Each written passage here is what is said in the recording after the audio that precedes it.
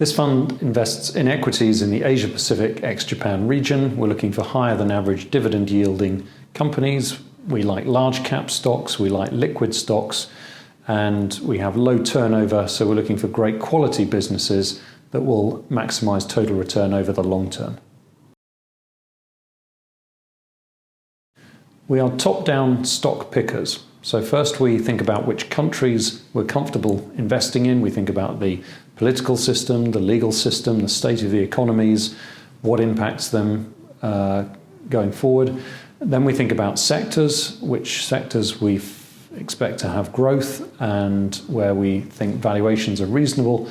And then we're looking for best-in-class businesses. So we do think about the macro first, but ultimately we are stock pickers, and we are looking for businesses that will maximize returns through a combination of earnings and dividend growth and yield.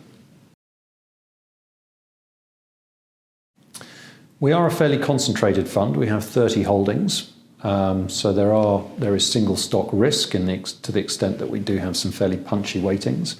In terms of relative risk, we tend to be either very underweight or even at the moment zero weight mainland China. So if the Chinese market outperforms, that would be negative for us from a relative point of view. There are lots of absolute risks that affect global equities, but generally we're trying to minimize unnecessary risk in everything that we do.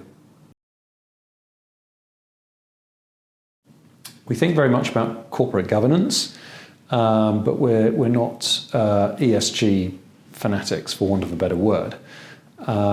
So we're trying to maximize returns for our shareholders. That's what we see our job is, and we do take into account risks. So if we feel that laws might change or consumer preferences might change because people have a certain view on the environment or social issues, we'll take that into account, but we're not looking to change the world via the stocks that we own, and we do have a broad array of businesses in lots of different sectors, including energy, defence, and others that some people have been avoiding more in the last few years.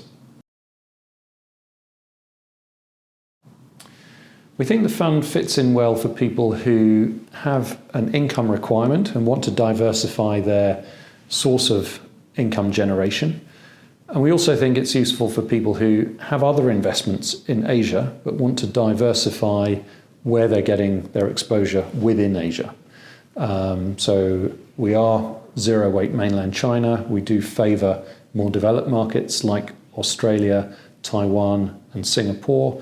We have a fairly full weighting to India, so those four markets very much are key for us at the moment.